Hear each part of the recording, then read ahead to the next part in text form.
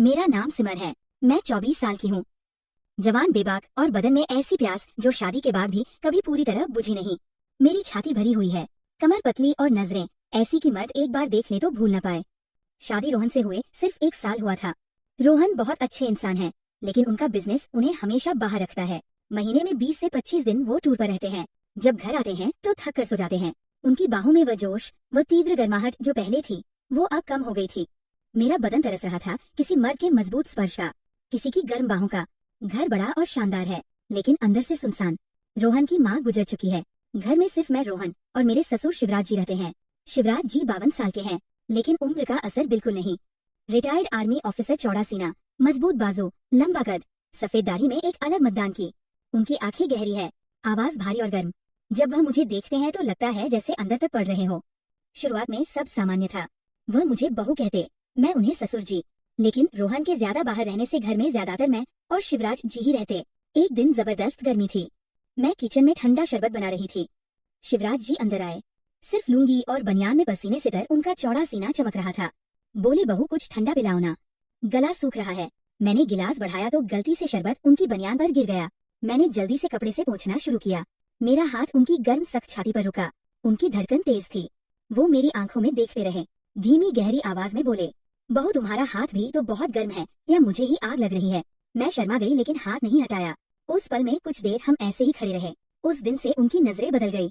कभी किचन में पीछे से गुजरते हुए मेरी कमर पर हाथ रख देते, कभी रात को मूवी देखते वक्त मेरे बगल में बैठ जाते, कंबल के अंदर हाथ मेरी जांघ पर रख देते। कभी सुबह मेरे कमरे में आते और बेड के पास खड़े होकर मुझे देखते रहते, जैसे मुझे अपना बना लेना चाहते हो। मैं रोकती नहीं थी, क्योंकि रोहन की गैर मौजूदगी में मेरा बदन तरस रहा था। शिवराज जी की नजरें, उनका मजबूत बदन, उनकी गहरी आवाज, सब कुछ मुझे बेचैन कर रहा था। एक रात रोहन फिर टूर पर गए। घर में सिर्फ हम दोनों थे। उस रात रोहन फिर टूर पर थे। घर में सिर्फ मैं और ससुर जी थे। बारिश बहुत तेज हो रही थी। बिजली कड़क रही थी और अचानक पूरी लाइट्स चली गई। घर में खूब अंधेरा छा गया। मैं अपने कमरे में लेटी थी। दिल तेज धड़क रहा था। नींद नहीं आ रही थी। ससुर जी की वो नजरें, उनका स्पर्श, उनकी गहरी आवाज, सब याद आ रहा था। मेरा बदन सुलग रहा था, जैसे सालों की प्यास एक साथ उबाल मार रही हो। अचानक दरवाजा खटका। ससुर जी अंदर आए, सिर्फ एक पतली बनियान और लुंगी में। उनके बाल गीले थे, बदन पर बारिश की बूंदें चमक रही थी। वो बेड के पास आए और धीमी भारी आवाज में बोले, बहू नींद नहीं आ रही, अंधेरे से डर लग रहा है क्या? मैं बेड पर बैठ गई।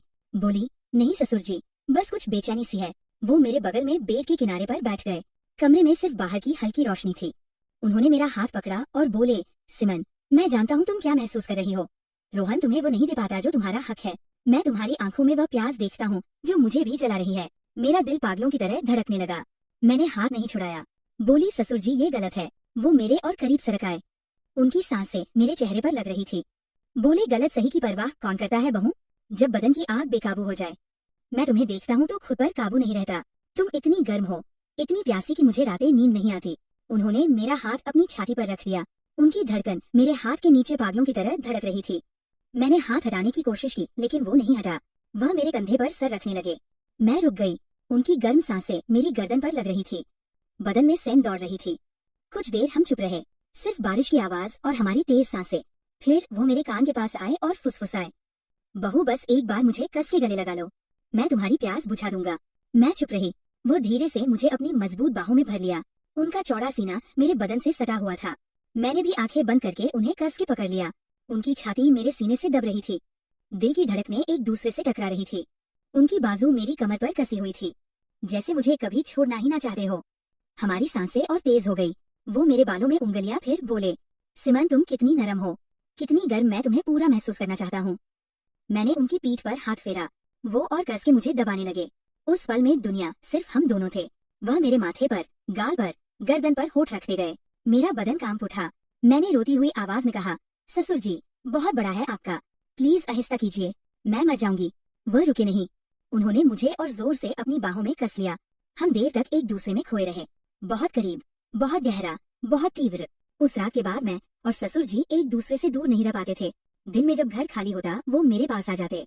कभी किचन में पीछे से आकर मुझे अपनी मजबूत बाहों में जकड़ लेते और कान में फुसफुसाते, सिमन तुम्हारी ये प्यास मुझे भी जला रही है, मैं तुम्हें हर पल महसूस करना चाहता हूँ।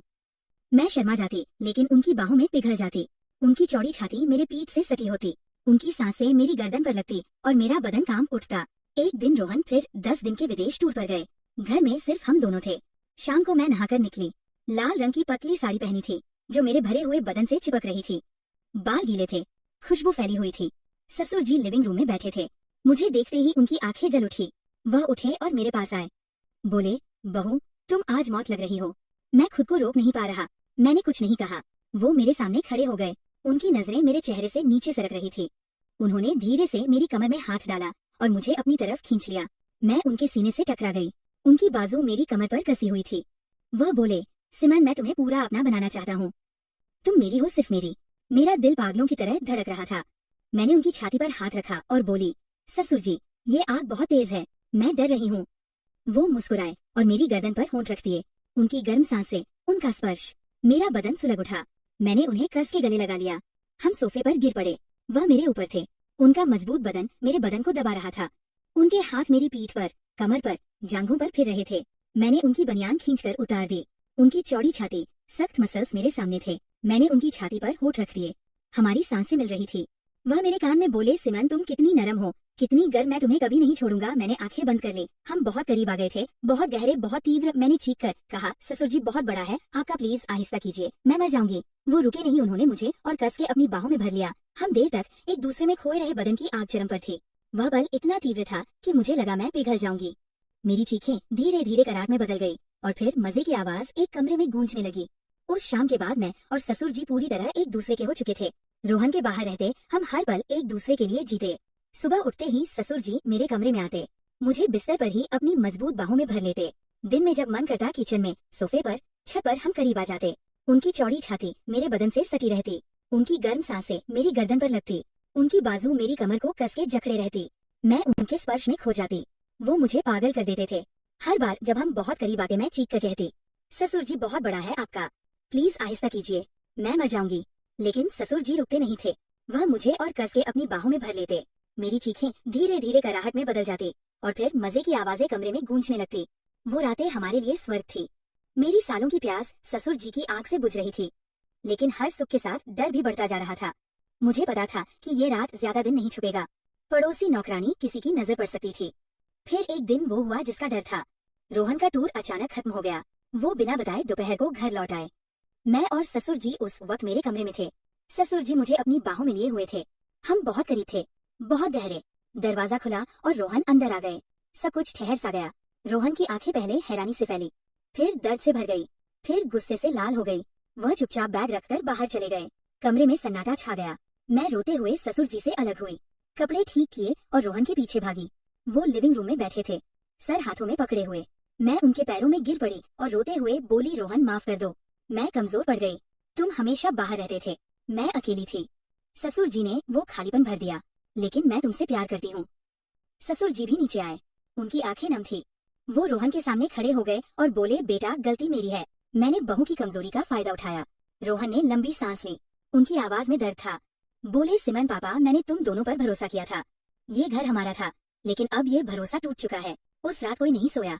घर में सन्नाटा था, सिर्फ मेरे रोने की आवाज गूंज रही थी। उस दिन के बाद घर में भारी सन्नाटा छा गया। रोहन ने हमें कुछ नहीं कहा। वो अपना बैग लेकर होटल चले गए। मैं और ससुर जी अलग अलग कमरों में बंद होकर रोते रहे।